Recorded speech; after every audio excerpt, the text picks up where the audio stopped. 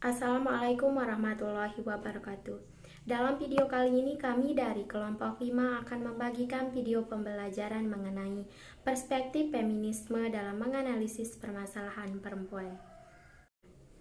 Perspektif feminisme. Feminisme itu adalah suatu perspektif yang berusaha melihat, memahami, memaparkan, dan menyadarkan bahwa di sekitar kita masih terjadi asumsi yang membedakan antara laki-laki dan perempuan, di mana feminisme ini merupakan pergerakan persamaan hak dan kesempatan antara laki-laki dan perempuan lainnya. Dari kata feminis berarti laki-laki dan perempuan yang memperjuangkan persamaan hak dan kesempatan bagi laki-laki dan perempuan lainnya merupakan feminis. Contoh sederhananya yaitu seorang ayah yang mendorong persamaan peluang bagi anak laki-laki ataupun perempuan dalam ranah pendidikannya yang harus sama dan tanpa ada pembedaan antara laki-laki dan perempuan. Nah, perspektif feminisme tersebut memiliki banyak asumsi dan banyak aliran yang mengenai sudut pandangnya. Di antaranya yang akan kami sampaikan yaitu feminisme liberal, feminisme marxis, feminisme radikal, feminisme psikoanalis, dan feminisme sosialis. Dilanjutkan oleh teman-teman berikutnya.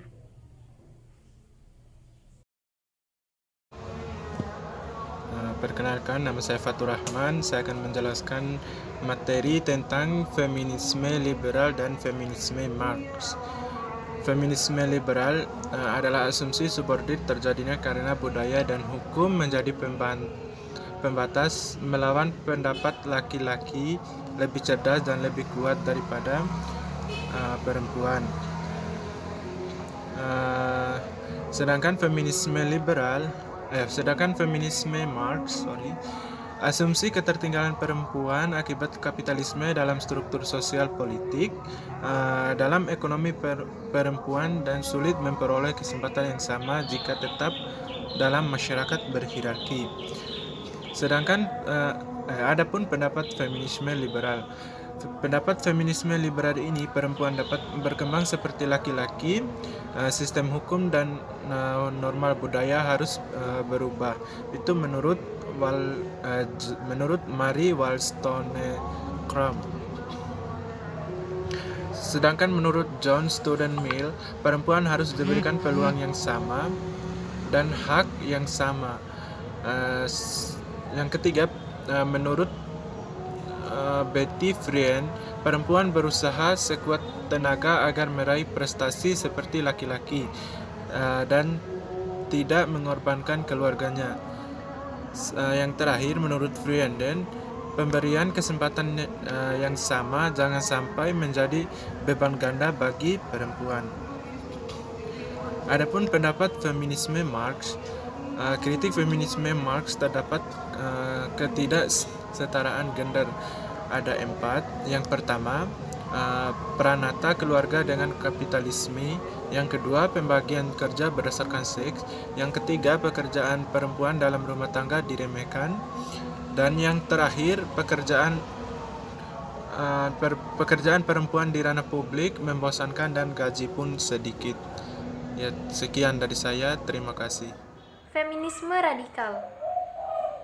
Asumsi patriarki sistem kekuasaan menyebabkan keterbelakangan perempuan, perjuangannya pada sistem patriarki yang harus dirombak dan dicabut hingga ke akar-akarnya.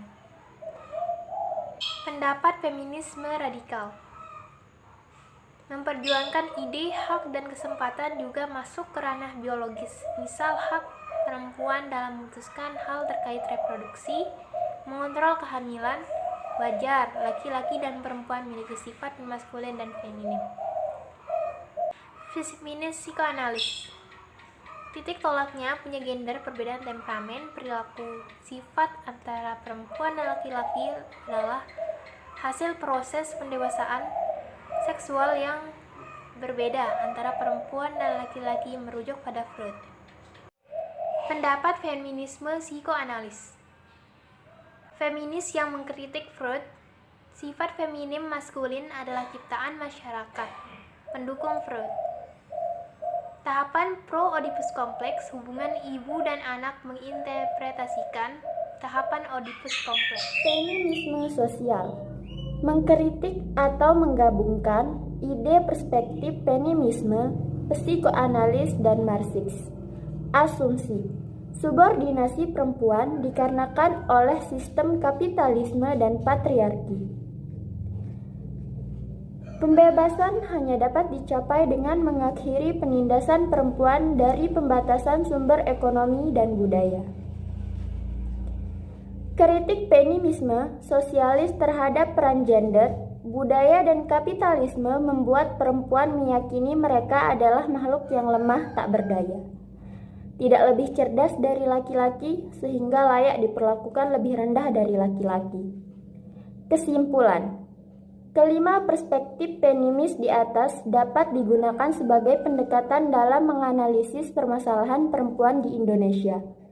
Meskipun perspektif-perspektif feminis di atas muncul dan berkembang dari pengalaman-pengalaman perempuan di masyarakat barat, namun faktanya di Indonesia juga dijumpai adanya pembagian kerja secara seksual. Terima kasih telah menyaksikan video kami. Semoga video ini bermanfaat untuk kita semua. Wassalamualaikum warahmatullahi wabarakatuh.